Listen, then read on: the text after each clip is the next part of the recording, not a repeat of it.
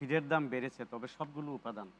আজকে যদি দেখি যে গবাদি পশুর ক্ষেত্রে আমাদের যে মূলত খাদ্য উপাদান, আমরা কিন্তু চাউলের কুড়া যেটা আছে, এটা কিন্তু আমাদের দেশের একটা চিপেস্ট সিরিয়াল বাই প্রোডাক্টস চাউলের কুড়া, যেটা 15 থেকে 20% আপনার এই লার্জ অ্যানিমেল খাদ্যে দেওয়া হয়।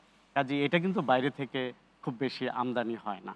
না, ওটা বা আবার আবার আপনার ইয়েকেও কিছু আপনার ওই মুরগি খামারেও ওটা মুরগির খুব খামারে ব্যবহার কিছু হয়। আমদানি হয়। জি। তো যেটা বেশি পরিমাণে বাইরে থেকে হয়, পার্টিকুলারলি পোল্ট্রির ক্ষেত্রে ভুট্টাটা এবং সয়াবিন মিলটা।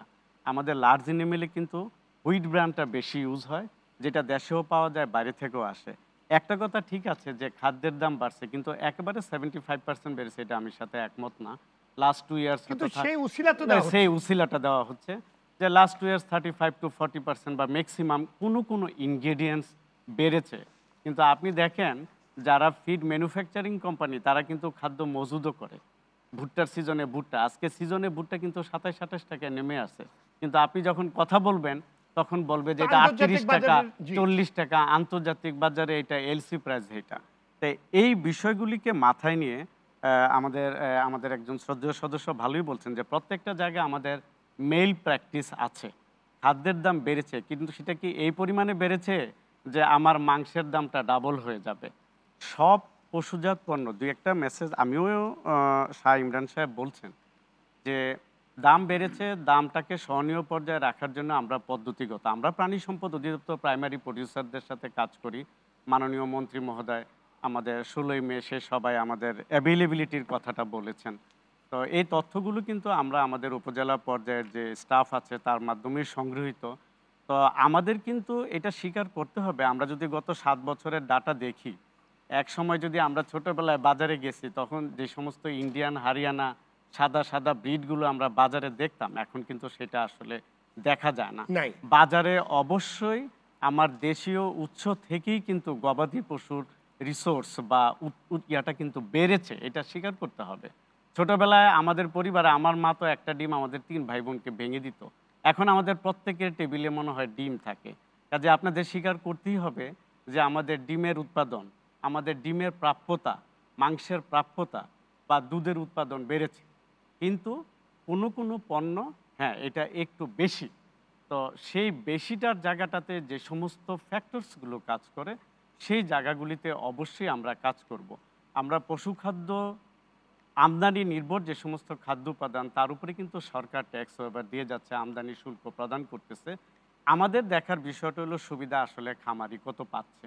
এই জায়গাটাতে আমরা যুগপৎভাবে কাজ করতেছি। আমাদের শ্রদ্ধেয় মহাপরিচালক স্যার ভূত্ব অধিকারে আসছেন। আমরা সবাই কাজ করতেছি। আমাদের ব্রয়লারের মূল্য নিয়েও অনেক কথা হয়। কিন্তু this is the cheapest white animal protein source. আপনি যদি দেখেন যে ব্রয়লার ২-১ টা ইনসিডেন্স ছাড়া ইন সাম কেসেস আমরা একসাথে সরকারি অধিদপ্তরগুলো কাজ করি। ব্রয়লারের দাম কিন্তু ১৭০ থেকে ৯০ টাকা। এই জায়গাটাই কিন্তু বেশি রেঞ্জ করে। কখনো ২০০ টাকা যায় আবার নামে। তা আমরা একদিনের বাচ্চার দামের জন্য কিন্তু আমরা কৌশলপত্র নির্ধারণ করছি। অল আর ওকে। আপনি বলছেন যে ২০ লক্ষ প্রান্তিক খামারি আছে।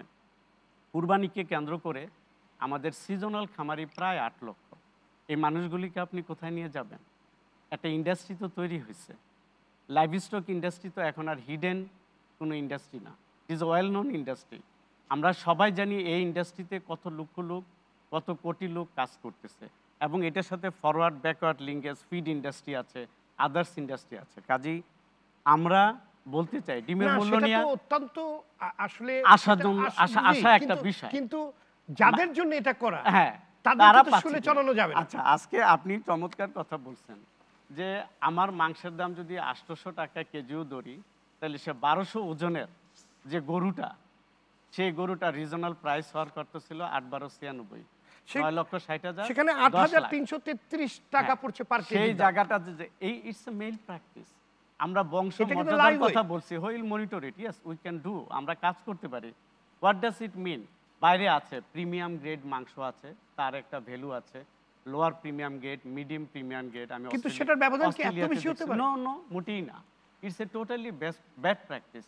সুতরাং বাজারে আমার মাংসের মূল্যটা যদিও প্রাণী সম্পদ অধিদপ্তর কারিগরি সহায়তাগুলো বেশি, আমরা হয়তো কুরবানিতে আমাদের এই বাজারে মেডিকেল টিম কাজ করবে। ভেটেরিনারি মেডিকেল টিম কাজ করবে, ওই জাতীয় লজিস্টিক সাপোর্টগুলো আমরা দেই।